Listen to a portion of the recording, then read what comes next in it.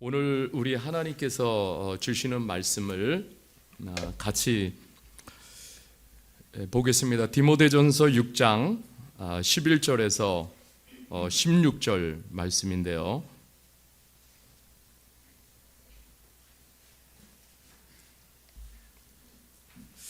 자, 우리 하나님의 말씀을 읽겠습니다. 오직 너 하나님의 사람아, 이것들을 피하고 의와 경건과 믿음과 사랑과 인내와 온유를 따르며 믿음의 선한 싸움을 싸우라. 영생을 취하라. 이를 위하여 내가 부르심을 받았고 많은 증인 앞에서 선한 증언을 하였도다. 만물을 살게 하신 하나님 앞과 본디오 빌라도를 향하여 선한 증언을 하신 그리스도 예수 앞에서 내가 너를 명하노니 우리 주 예수 그리스도께서 나타나실 때까지 흠도 없고 책망을 받을 것도 없이 이 명령을 지키라. 기약이 이르면 하나님이 그의 나타나심을 보이시리니 하나님은 복되시고 유일하신 주권자이시며 만왕의 왕이시며 만유의 주이시요 오직 그에게만 죽지 아니함이 있고 가까이 가지 못할 빛에 거하시며 어떤 사람도 보지 못하였고 볼 수 없는 이시니 그에게 존귀와 영원한 권능을 돌릴지어다. 아멘.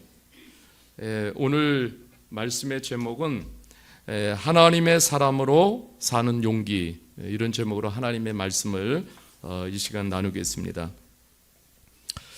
오늘 제가 가만히 좀 생각을 해봤습니다. 오늘 우리가 살아가는 이러한 시대 인간의 중심에는 무엇이 크게 차지하고 있을까를 생각해 봤습니다. 이제 이러한 것들이에요. There is no God. 이거예요. 그냥 한마디로 하나님 없어. 하나님 없어. No need. 하나님 필요 없어. 그러면 이제 따라오는 게 뭐냐면 on my own. 내가 알아서 살아. 여러분, 이것이 오늘 이 세상을 살아가는 수많은 사람들의 그냥 트렌드고 컬처입니다. 그러면서 내가 누구인지, who am I? 그래서 정체성이 심각하게 흔들리고 있어요. 그러니까 이게 굉장히 왜 중요하냐면 정체성이 내가 누구인지를 모르니까 오늘을 살아가면서 타자에 대해서 곁에 있는 사람뿐만 아니라 타자를 함부로 그리고 마구 대하는 그러한 일들이 비단 우리 가까이뿐만 아니라 세계 곳곳에서 일어나는 거예요. 그러니까 이 정체성, who am I, 내가 누구인지를 모르니까는 오늘날 큰 문제가 뭐냐면 내 자신을 존귀 여길 줄을 모르고 그 다음에 주변에 있는 사람들, 타자들을 존귀 여길 줄 모른다라는 거예요. 여러분, 이것이 얼마나 큰 타락인지 모릅니다. 지난주 기사를 보니까 이 한국에도요 폭언 폭력이 심각한 지경인데 이게 이제는 중학생, 고등학생이 아니라 이제는 초등학교 저학년으로 만연하고 있다라는 거예요. 이게 얼마나 심각한지 모릅니다. 여러분, 또 하나 이것을 보면서 놀랐어요. 그냥 아이들도 자신들이 하고 싶은 대로 하고 사는 거예요. one my one. 내가 하고 싶은 대로. 그래서 중국에서는요, 지난주에 12살 아이에게 50년형이 구형됐어요. 이게 세계 최초예요. 이거 보고 깜짝 놀랐어요. 전 세계 어린아이부터 할 것 없이 어른들까지 삶의 큰 혼란을 겪고 있는 거예요. 정체성을 잃어버리면 who am I? 내가 누구인지를 모르면 너나 할 것 없이 모두가 세상의 함정에 빠지고 말아요. 그리고 타락하고 멸망의 길로 갈 수밖에 없어요. 그것만이 아니에요. 우리 그리스도인들도 내 신앙의 정체성을 잃어버리면은 믿음이 그냥 무력해질 수밖에 없어요. 한번 질문을 해보겠습니다. 우리 사랑하는 성도님들, 저를 비롯해서 어떤 사람이 되고 싶습니까? 오늘 시대를 살아가면서 어떤 사람이 되고 싶어요? 나는 어떤 목적을 가지고 살고 싶습니까? 오늘 11절에 답을 주고 있어요. 11절에 보면 이렇게 선포하죠. 오직 너 하나님의 사람아. 같이 한번 우리가 선포하겠습니다. 오직 나 하나님의 사람아. 우리 옆에도 그렇게 한번 축복해 줍시다. 오직 너 하나님의 사람아. 네, 이렇게 말씀하시는 거예요. You man of God. 자, 이 의미가 뭘까요? You man of God. 하나님의 사람. 이것은 뭐냐면 하나님의 사람에 대한 정체성을 말해주고 이것이 신앙의 성숙도를 말해주고 있습니다. 내가 누구인가? 성경을 보면은 하나님을 붙든 사람들에게 나타나는 놀라운 특징이 있는데 그것은 뭐냐면 정체성이 너무 분명하다라는 사실이에요. 내가 누구인지가 너무 분명해요. 그래서 이 정체성이 분명한 사람들은 자신 안에 하나님의 사람이라는 뭐가 있냐면 불이 있어요. 하나님의 사람이라는 불이 있습니다. 그래서 주변으로도 이런 불을 붙이는 거예요. 여러분 구약에서도 보면은 하나님의 사람이라는 칭호가 붙은 사람이 있어요. 열왕기하 5장 14절에 보면은 이렇게 말씀하고 있어요. 나만이 이에 내려가서 누구냐면 하나님의 사람의 말대로 요단강에 7번 몸을 잠그니 그의 살이 어린아이의 살과 같이 회복되어 깨끗하게 되었더라. 여러분 그 시대에도 하나님의 사람에게는 영적 파워가 있었죠. 오늘도 우리들에게는 이런 영적 파워가 필요한 거예요. 아니 나만은 하나님을 모르는 사람이에요. 그런데도 이 엘리사를 딱 볼 때에 엘리사를 보면서 아 저분은 하나님의 사람이구나. 그러니까 말을 듣지 않으면 안 되겠구나. 여러분 이게 엘리사 선지자를 하나님의 사람이라고 거론하는 거예요. 엘리야의 정체성이에요. 그러면은 하나님의 사람이 누구입니까? 여러분 하나님의 사람이 누구냐면 하나님과 그 말씀을 절대적으로 신뢰하는 사람이에요. 하나님의 신실하심을 확신하는 사람이에요. 하나님을 믿는 확고한 믿음을 가진 사람이에요. 여러분 이런 사람을 하나님의 사람이라고 부르는 거예요. 그러니까 하나님과 영적으로 다시 말하면 하나님과 영적으로 관계되어진 사람이에요. 그리고 또 하나는 뭐냐면 하나님을 닮아가는 사람입니다. 이런 사람을 하나님의 사람 이렇게 말하는 거예요. 그런데 여러분 참 이게 하나님의 사람으로 우리를 이렇게 지켜가기가 쉽지 않아요. 왜냐하면 사단은 정체성 흔드는 것이 사탄의 주특기예요. 예수님에게도 그렇게 도전하고 예수님도 흔드셨다고요, 사탄이. 여러분 누가복음 4장 3절 제가 지난주에 말씀 누가복음을 읽으면서 와 이게 참 새롭게 깨달아졌어요. 누가복음 4장 3절인데 이렇게 보세요. 마귀가 이르되 내가 만일 하나님의 아들이거든 이 돌들에 대하여 떡이 되게 하라. 마귀가 예수님의 정체성을 도전하는데 하나님의 아들이거든 여기 영어로 이렇게 표현하고 있어요. If you the son of God 이렇게. 그래서 여기 if가 들어갔어요. if. 이게 만일은 이게 뭔 뜻입니까? if라는 것은 만일은 이게 뭐냐면 사실이 아니거나 사실인지 분명하지 않을 때 쓰는 단어예요. 아니 그러니까 마귀가 그러는 거예요. 예수님에게 당신이 하나님의 아들이라고? 당신이 하나님의 아들이라고? 웃기지 마. 마귀의 주특기는요. 우리로 하여금 이런 굉장한 영적 혼란을 주는 거예요. 그래서 마귀는요. 목사에게도 마찬가지예요. 누구에게도 여러분 정체성을 약화시키는 일을 서심없이 저지릅니다. 왜냐하면 우리가 살아가면서 정체성이 무너지면은 그러면 신앙은 무너져요. 내가 누구인지 정체성이 무너지면 너 뭐냐? 정체성이 뭐냐? 사단이 그러는 거예요. 너 아무것도 아니야. 하나님을 믿는다고? 너 믿어봤지? 아무 소용도 없잖아. 그러면서 사탄은 우리들에게 이런 정체성을 흔드는 거예요, 계속적으로. 근데 예수님은 단호하게 맞서고 단호하게 물리치셨어요.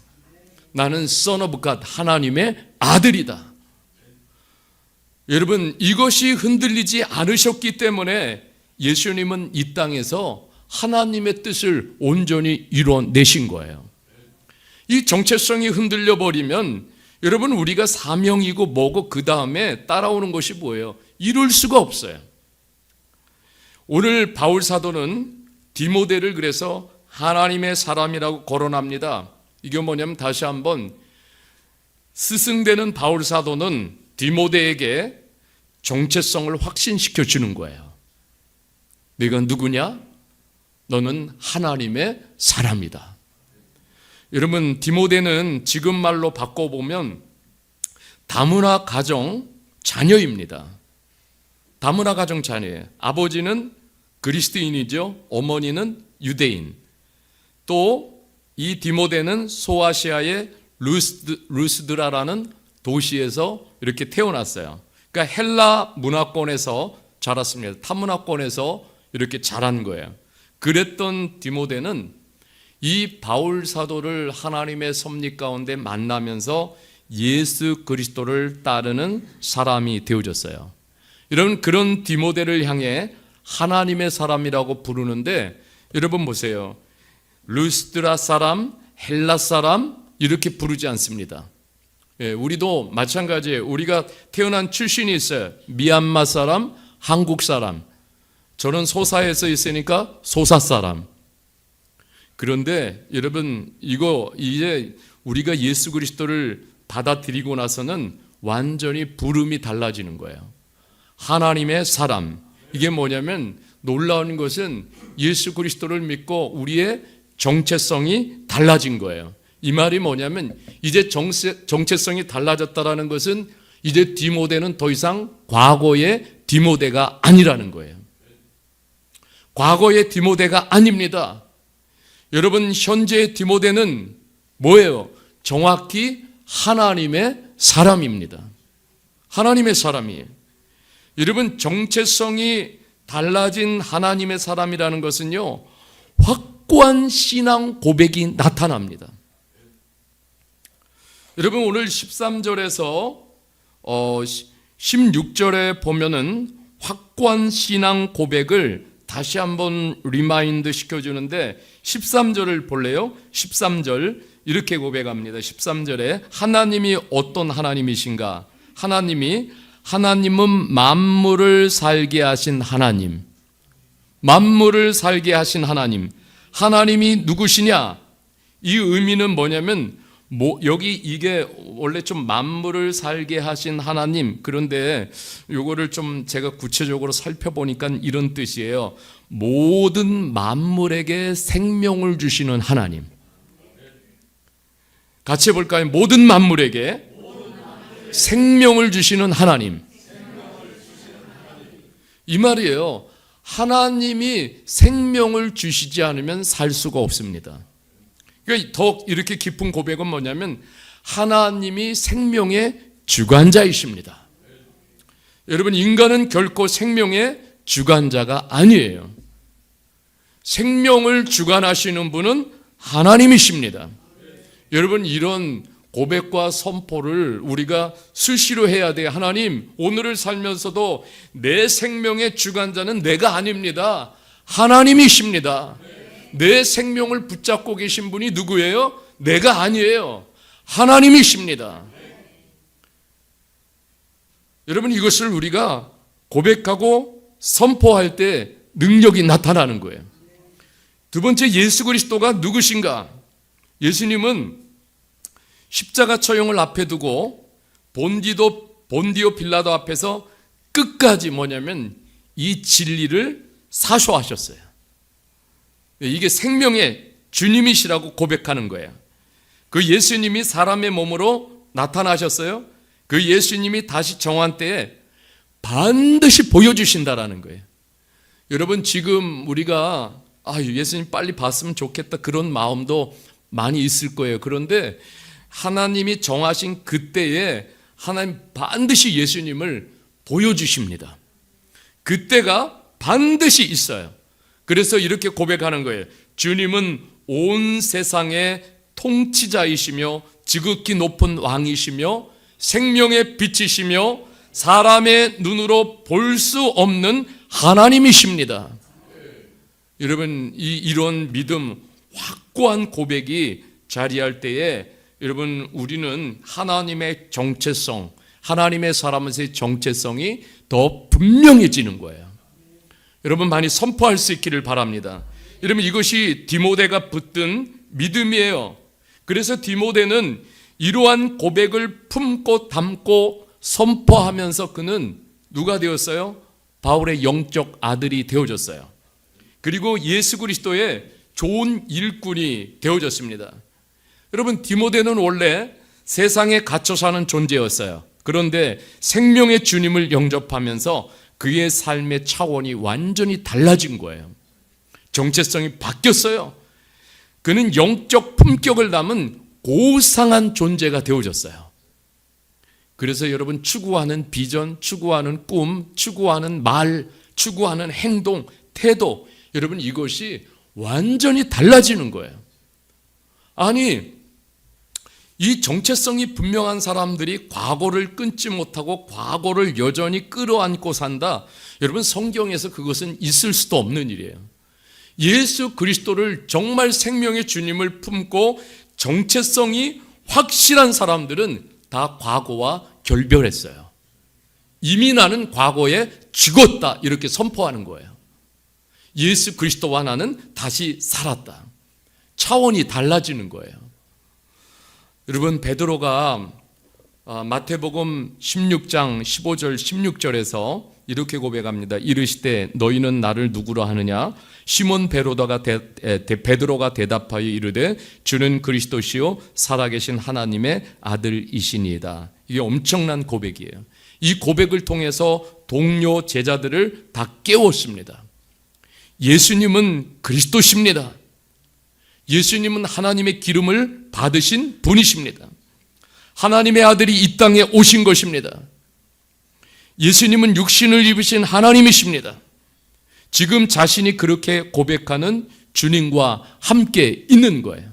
얼마나 영광스럽겠어요. 주님만이 나의 유일한 소망이십니다. 여러분, 그러니까 주님께서 이 고백을 들으시고 베드로에게 이렇게 말씀하십니다. 베드로야, 참 내가 복이 있다. 여러분, 우리가 이런 신앙 고백들, 주님에 대해서 자주 고백하십시오. 저도 오후 되면은 이렇게 둘레길을 자주 걷는 편인데 그 안에서 주님에 대한 고백을 자꾸 제가 하는 거예요. 예, 주님이 누구신지. 주님은 나의 주가 되시고 생명의 주가 되시고 또 정말 주님은 나와 함께 하시는 분이, 그러면서 막 이렇게 고백해요. 그러면 여러분, 고백이 곧 축복이 됩니다. 예, 고백을 할 때 하나님이 축복해 주셔요.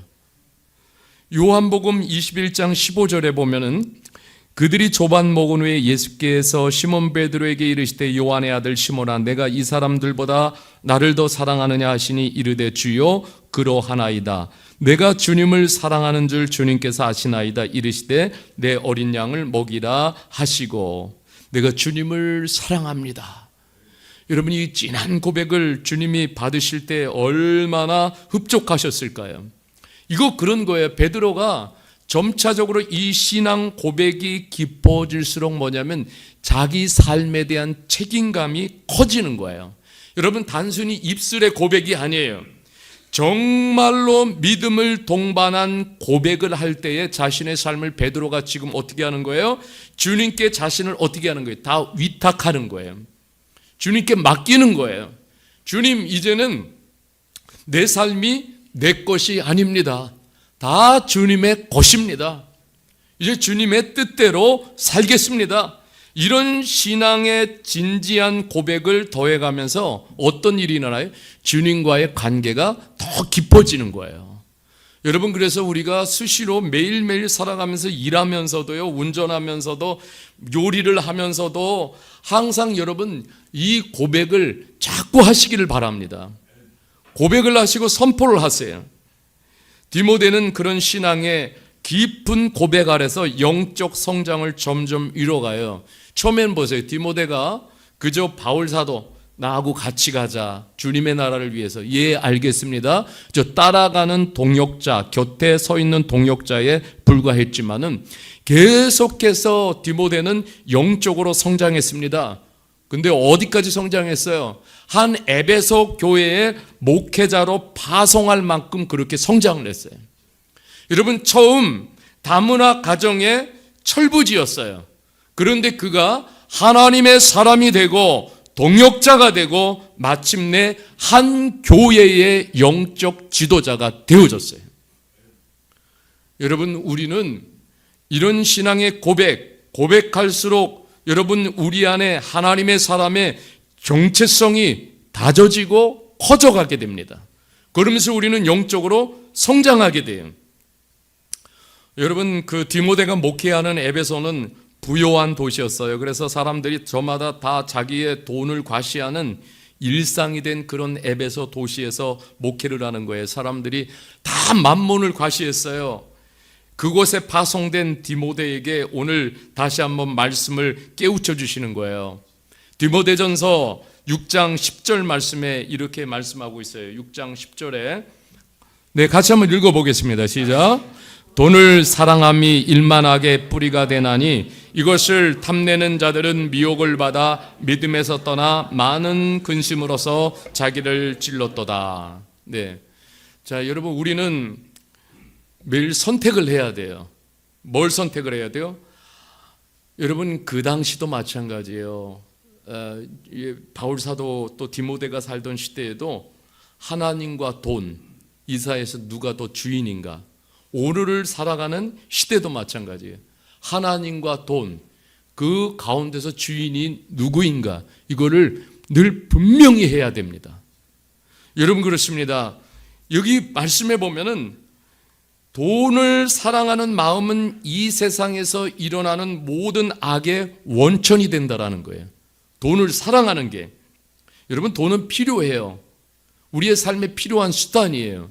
그렇지만은 이것을 너무너무 사랑해. 그 시대나 지금이나 정체성을 가장 흔드는 것이 뭐냐면 돈의 힘입니다. 저도 솔직히 말하면 저도 돈이 좋은 목사예요.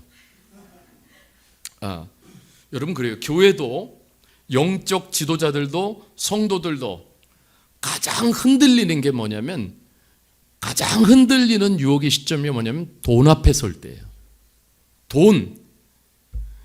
돈이 힘이 셉니다. 그래서 사람들이 돈의 노예가 되기도 해요. 그런데 돈은 아무리 가져도 만족을 주지 못해요. 마치 바닷물을 마시는 것과 같습니다. 제가 돈 많은 분한테 한번 물어봤어요.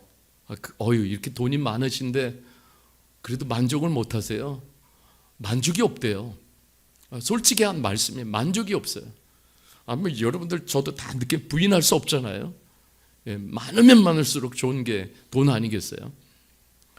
근데 세상에 비참하게 되는 이유를 이렇게 보면은, 자녀가 부모를 살인해요. 이러한 정말 처참한, 이루 말할 수 없는 그런 우리가 상황을 맞이하고 있고, 온갖 악행들이 돈을 쫓고 좀 이렇게 살아가요. 그러니까 사람을 사랑하는 것은 점점 잃어버려요. 여러분, 그리스도인들도 지금 수많은 사람들이 돈의 유혹에서 벗어나지 못하고 신앙을 잃어버리고 있습니다. 어떤 사람은 돈 때문에 하나님의 부르심도 거부합니다. 또 어떤 사람은 돈을 더 벌기 위해서 일터에서 보여줘야 할 자신이 정체성을 포기해버려요. 믿음을 포기해버리는 경우도 있어요. 여러분, 11절에 보면은 그래서 이것들을 피하고 이렇게 말씀하고 있어요. 돈만을 추구하는 욕망에서 멀어져라. 돈을 무시하라는 말이 아니에요. 돈을 사랑하지 말라는 이야기예요. 돈을 하나님보다 더 사랑하는 것은 문제가 있습니다.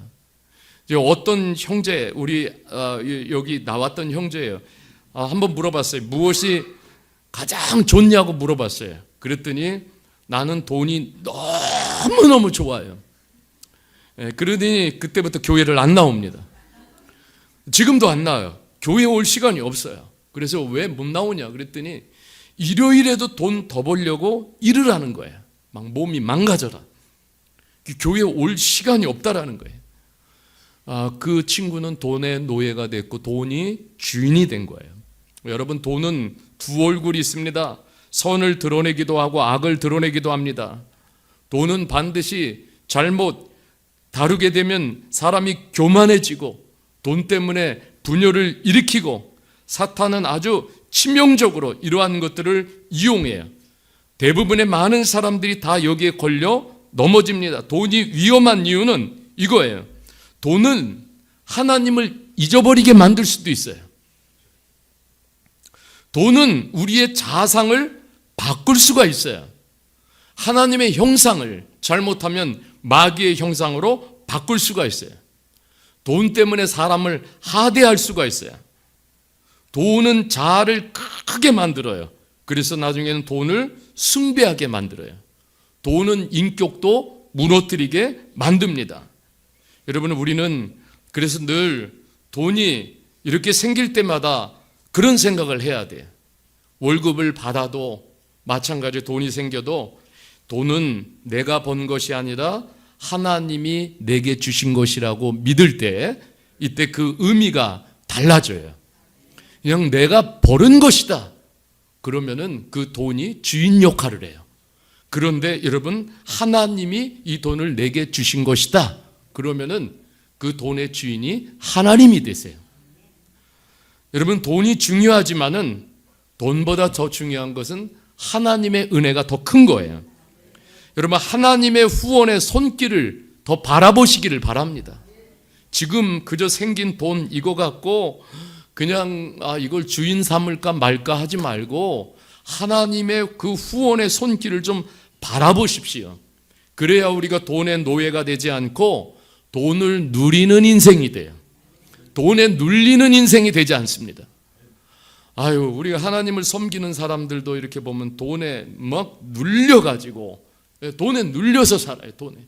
그런데 우리 하나님 그렇게 하지 않으셔요. 돈을 누리는 인생을 살라고 말씀하셨어요. 왜냐하면 하나님의 후한 손이 있습니다. 여러분, 우리가 열심히 돈 벌어야 돼요. 그런데 중요한 것은 그것을 의미 있게 써야 됩니다. 그래야 사명의 세계가 열려집니다. 여러분, 본문에서도 바울은 돈을 가장 생존의 우선 가치로 여기는 그 사회적 풍조에 경종을 울리는 거예요. 그래서 그 대안으로 추구할 가치를 우리에게 소개하고 있습니다. 여러분, 우리가 언젠가 하나님 앞에 다 설 때가 있습니다. 여러분, 평생을 살면서 그저 돈의 함정에 빠져 살다가 주님 앞에 설면은 얼마나 부끄럽겠어요. 여러분, 그래서 히브리서 13장 5절 6절에도 여러분 이거 말씀을 같이 한번 읽어보겠습니다. 히브리서 13장 5절 6절 같이 읽을게요.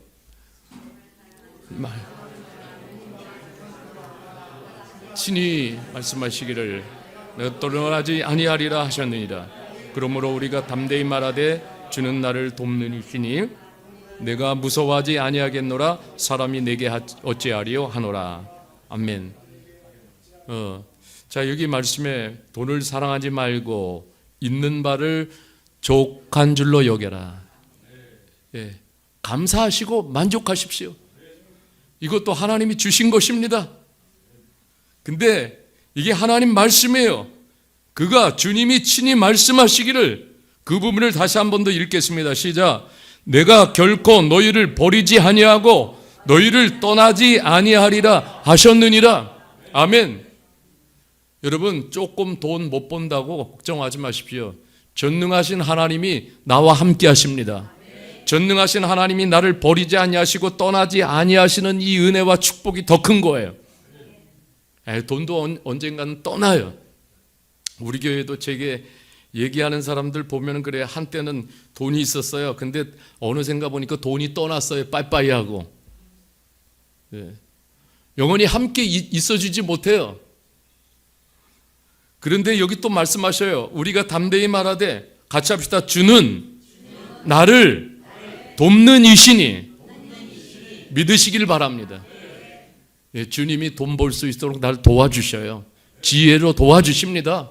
하나님의 지식으로 도와주십니다. 사람이 생각지 못하는 아이디어로 도와주십니다. 여러분, 그 하나님을 믿으십시오. 그래서 세상 무서워하지 말아라. 사람이 내게 어찌해도 두려워하지 말아라. 하나님이 떠나지 않으신다. 여러분, 더 중요한 영적 가치가 있어요. 구별된 영적 가치요. 이것을 우리는 붙잡아야 돼. 하나님의 사람들은. 여러분, 오늘 여기 차근차근 말씀하고 있어요. 첫 번째가 뭐냐면 의예요. 의. 여러분, 이게 뭐냐면 어떤 세상의 가치보다 가장 중요한 것은 항상 그거예요. 어떤 관계보다도 하나님과 나와 지금 올바른 관계가 되어져 있는가, 이거 점검하시길 바랍니다. 이게 항상 중요한 거예요. 돈의 관계보다 더 중요한 것은 하나님과 나와 지금 올바른 관계가 맺어져 있는가. 하나님의 사람의 특징이 있어요. 그것은 하나님과 나와 늘 올바른 관계 속에 맺어져 있는 거예요. 그러니까 하나님 앞에 부끄러운 삶을 살지 않는다고요. 돈 앞에서 부끄러운 짓을 하지 않는다고요. 여러분, 이렇게 하나님과 올바로 관계가 맺어진 사람은 누구를 위해서 살아요? 오늘도 그리스도를 위해서 살고, 그리스도와 친밀한 관계를 유지하는 것보다 이 세상에 더 중요한 것은 없어요. 주님과의 이 친밀한 관계에 여러분 힘을 쏟기를 바랍니다. 다른 관계 아무리 좋아도요, 여러분 주님과의 관계보다 더 낫습니까? 다른 관계가 아무리 좋아도 그 관계들은 언제 돌아설지 몰라요. 실망감을 주고 좌절을 주고 우리에게 실패를 주고 낙심을 주고. 여러분, 또 하나는 여기 중요한 것이 뭐냐면 경건이에요. 경건. 두 번째 키워드가 뭐냐면 경건. 여러분, 이 경건은 한마디로 말하는 게 이거예요. 우리를 창조하신 하나님을 닮아가려는 훈련이에요. 이게 뭐냐면은 하나님의 형상이에요. 하나님의 형상을 닮아가는 거예요. 그러니까 하나님의 형상, 우리가 이런 피지컬적인 이런 것만이 아니라 우리 그 내면, 보이지 않는 내면이 점점 하나님을 닮아가는 거예요. 하나님의 성품을 닮아가고 하나님의 인격을 닮아가고, 여러분 노력을 해야 돼요.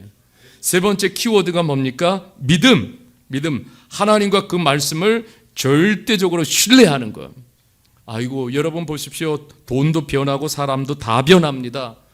그런데 변하지 않는 것은 믿음이에요. 여러분, 우리가 끝까지 주님 앞에 붙잡고 갈 수 있는 것이 뭐예요? 믿음이에요.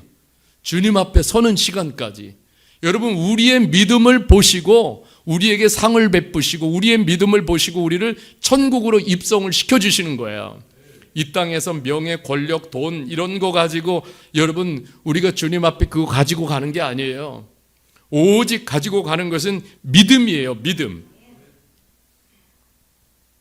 그리고 여기 네 번째 키워드가 사랑이에요. 사랑. 여러분, 이 세상에서 가장 고상함이, 아름다움이 뭐냐면 사랑으로 행하는 거예요. 사랑으로 행하는 것. 이것을 하나님을 우리가 영화롭게 해드리는 거예요. 그 다음에 인내, 수고와 고난을 전제로 하는 거잖아요. 흔들림 없이 사역을 수행하고 주의 길을 가려면 우리들에게는 정말 인내가 필요합니다. 이거 인내를 끊임없이 우리가 훈련해 나가고, 그 다음에 온유는 뭐냐면 다른 사람을 존귀 대해주는 마음이에요. 여러분, 이게 하나님의 사람들이 붙들어야 할 가치예요. 여러분, 이런 영적 가치들을 더 굳건히 세우시기를 바랍니다. 여러분, 제가 말씀드리고 싶어요. 이것이 커지는 만큼, 여러분, 이 지금 말씀한 이런 가치들이 커지는 만큼 나의 정체성이 확고해지고 정체성이 커집니다. 여러분, 하나님의 사람들은 이런 영적 가치를 계속해서 캐내는 사람들이에요. 영적 가치를 크게 만들어야 돼요. 내 안에 자꾸 의의 나무를 키우십시오. 경건을 키우십시오. 여러분들이 이 시간이 지금 아멘 할 때예요. 믿음을 키우십시오. 사랑을 키우십시오. 온유를 키우십시오. 여러분, 이 키운 것이 뭐냐면 내 자신을 지켜주기 때문에 그렇습니다.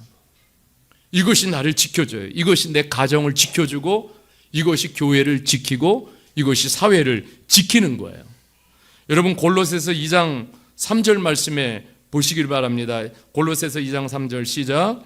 그 안에는 지혜와 지식의 모든 보화가 감추어져 있느니라.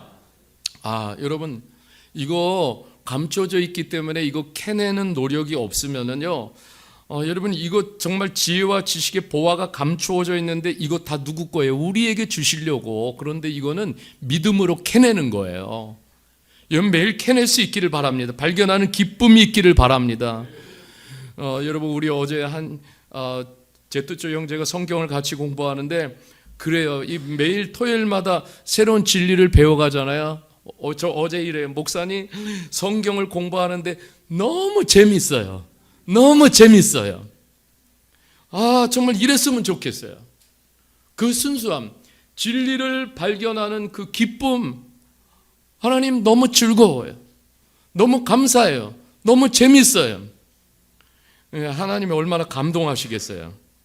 여러분, 이런 가치가 우리의 인격을 변화시키는데요, 이게 우리의 인생에 승리하는 가치들이에요. 다른 것 가지고 우리 승리할 수 없어요. 여러분, 이게 영원히 승리하는 가치들인 줄 믿습니다. 여러분, 12절에서 이렇게 말씀하고 있죠. 믿음의 선한 싸움을 싸우라. 같이 해봅시다. 믿음의 선한 싸움을 싸우라. 영생을 취하라. 싸움이란 말을 사용해요. 왜 싸움이라는 말을 사용할까요? 쉽지 않으니까 그런 거예요. 쉽지 않으니까. 사단은 우리의 욕망을 너무 잘 압니다. 그래서 우리의 욕망을 너무너무 잘 이용을 해요. 그래서 여러분, 사단은 우리로 하여금 계속 너의 트랙을 달리라고 계속해서 부추깁니다. 근데 속지 마십시오. 여러분, 우리 싸워서 이겨야 돼요. 영생을 취하라 당부합니다. 많은 성도들이 오늘 영생을 잊은 채 오늘을 살아갑니다. 그냥 현실에 코박고 살아가는 거예요. 이 세상의 삶이 전부가 아니잖아요. 여러분, 우리 천국을 믿잖아요. 예수님 다시 오실 거예요. 그냥 너무 세상에 그냥 관심 갖고 죽을 둥 말 둥 그렇게 살지 마세요. 여러분, 영생을 취하는 성도는 영적 우선순위가 확고합니다. 삶의 목적 놓치지 않는 비결이에요. 요한계시록 22장 10절 13절에 주님이 이렇게 말씀하셔요. 같이 한번 읽어볼까요? 시작. 내가 말하되 두루마리의 예언의 말씀을 임봉하지 말라. 때가 가까우니라. 불의를 행하는 자는 그대로 불의를 행하고 더러운 자는 그대로 더럽고 가라. 보라, 내가 속히 오리니 내가 줄 상이 있어 각 사람에게 그가 행한 대로 갚아주리라. 나는 알파와 오메가요 처음과 마지막이요 시작과 마침이라. 믿으십니까? 하나님의 말씀이에요. 여러분, 이것은 한 사람의 이야기가 아니에요. 주님이 말씀하시는 거예요. 여러분, 주님이 그렇게 말씀하셔요. 때가 가까우니라. 불의를 행하는 자는 그대로 불의를 행하고 더러운 자는 그대로 더럽고 의로운 자는 그대로 의를 행하고 거룩한 자는 그대로 거룩하라. 보라, 내가 속히 오리니. 그 다음에 이렇게 말씀하고 있어요. 그 결과가 뭐냐면 내가 줄 상이 있어. 옆에 분에게 그렇게 축복합시다. 주님이 줄 상이 있어요. 그런데 뭐라고 말씀하시냐면은 각 사람에게 그가 행한 대로 갚아주리라. 행한 대로 갚아주리라. 주님의 약속입니다. 나는 알파와 오메가여 처음과 마지막이요 시작과 마침이라. 여러분, 이 말씀의 트랙을 벗어나는 사람들이 얼마나 많아요. 정체성의 트랙을 지켜야 하는 이유가 있어요. 하나님의 사람으로 정체성을 끝까지 지키며 살 때에 그 안에 상상할 수 없는 하나님의 보상하는 상이 있다라고 주님이 말씀하십니다.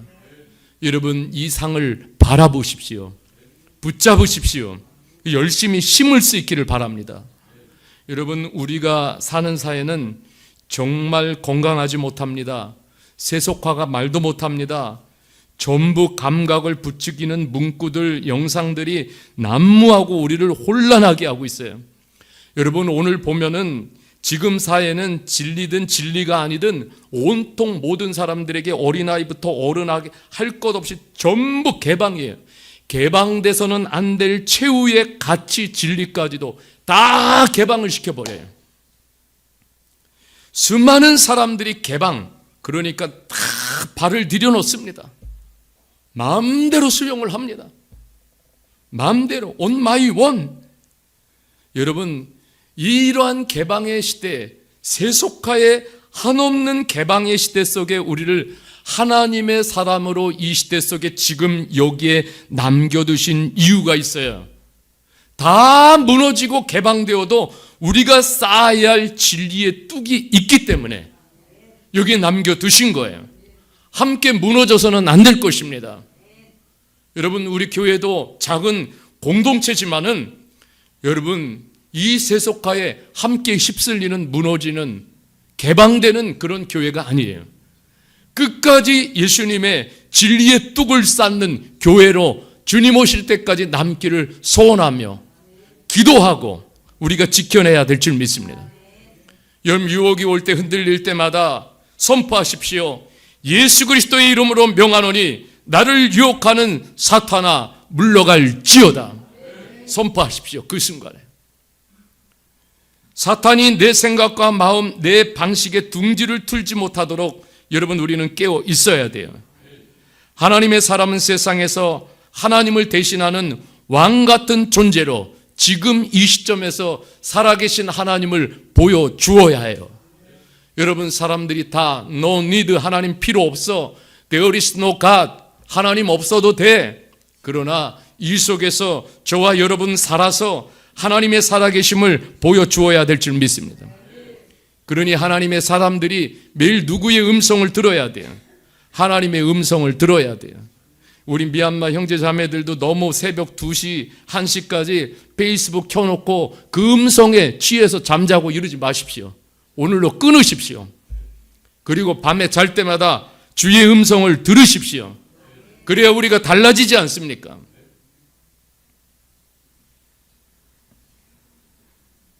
여러분, 오늘 말씀하고 있습니다. 하나님의 사람아, 들어야 합니다.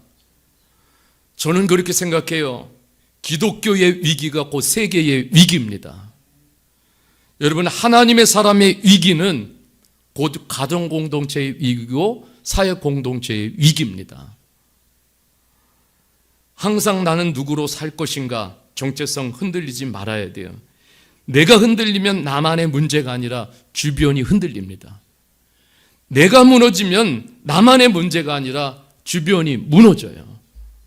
그러니 여러분, 오늘 주시는 이 말씀 담기를 바랍니다.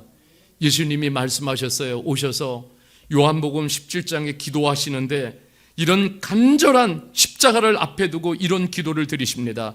저와 여러분들이 이 말씀을 읽고 마치려고 해요. 요한복음 17장 15절 16절 같이 읽겠습니다. 시작. 내가 비옵는 것은 그들을 세상에서